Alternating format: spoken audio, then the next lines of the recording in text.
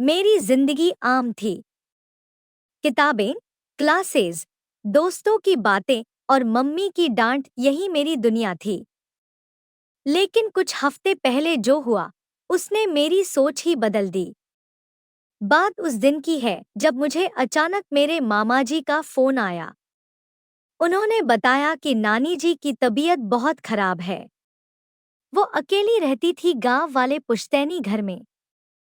मामा चाहते थे कि मैं कुछ दिन वहां रहूं और उनका ध्यान रखूं, क्योंकि वो खुद बाहर शहर में थे और नानी को अकेला छोड़ना नहीं चाहते थे। मुझे थोड़ा अजीब लगा, क्योंकि नानी से मेरी ज्यादा बातचीत नहीं होती थी।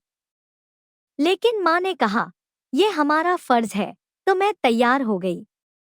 मैं अगले ही दिन गांव पहुंच गई।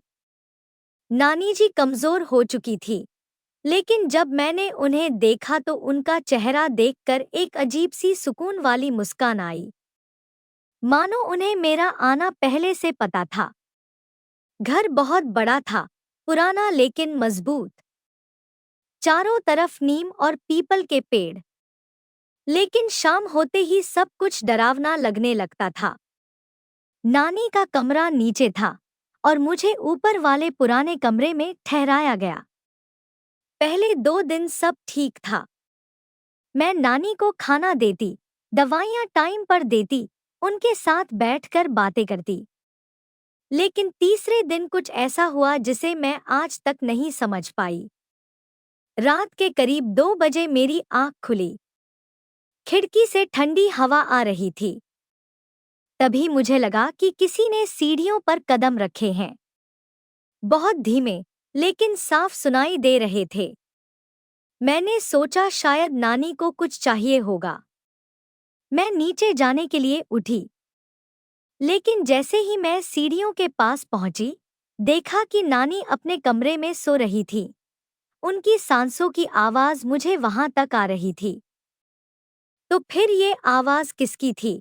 मैं थोड़ा डर गई, लेकिन हिम्मत करके सीढ़ियों से नीचे आई।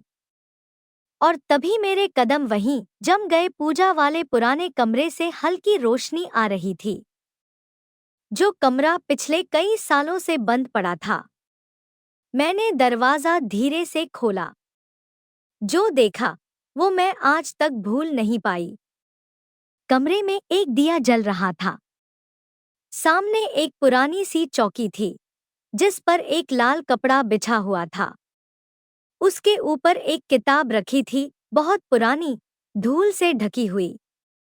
लेकिन उस किताब के पन्ने खुले थे और उन पर कुछ लिखा था, कोई अजीब लिपि जो मैंने पहले कभी नहीं देखी थी। दीवार पर कुछ तस्वीरें थी।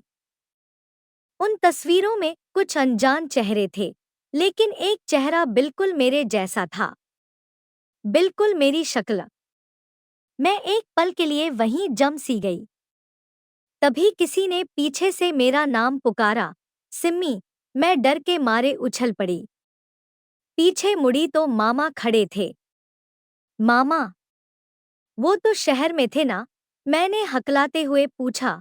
आप यहाँ? आपने तो कहा था। मामा चुप रहे।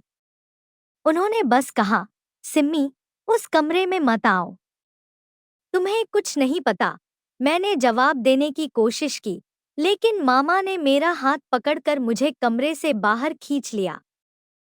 हम ऊपर लौटे और मामा ने मुझे अपने सामने बैठाया। सिम्मी, जो तुमने देखा, वो सब तुम्हारे सोचने से कहीं ज्यादा गहरा है। ये घर, ये तस्वीरें और वो किताब, ये सब तुम्हारे नाना जी की विरासत है। लेकिन अब तक किसी को कुछ नहीं बताया गया। मैंने धीरे से पूछा, वो लड़की जिसकी तस्वीर दीवार पर थी, वो कौन है? वो बिल्कुल मेरी तरह दिखती है। मामा की आंखें भर आईं। वो तुम्हारी बुआ थी, तुम्हारी नानी की पहली संतान। लेकिन उसकी मौत रहस्यमयी थी। उसी दिन से ये कमरा बंद कर दिया गया और तभी से कुछ ना कुछ अजीब होता रहा है इस घर में। मेरे रोंगटे खड़े हो गए। मामा बोले, अब वक्त आ गया है कि कुछ बातें सामने आएं। लेकिन अभी नहीं। सुबह सब बताएंगे। बस एक बात याद रखना, आज रात उस कमरे के पास भी मत जाना। मामा मुझे ऊपर मेरे कमरे तक छोड़ गए। मैं दरवाजा बंद करके बिस्तर पर बैठ गई। दिल की धड़कनें इतनी तेज थी कि मुझे खुद सुनाई दे रही थी। कमरे में एक अजीब सी ठंडक थी। और उस किताब का चेहरा, वो तस्वीरें, मामा की बातें, क्या सच में कोई राज है इस घर में? और सबसे बड़ा सवाल, क्या वो राज मुझसे जुड़ा है?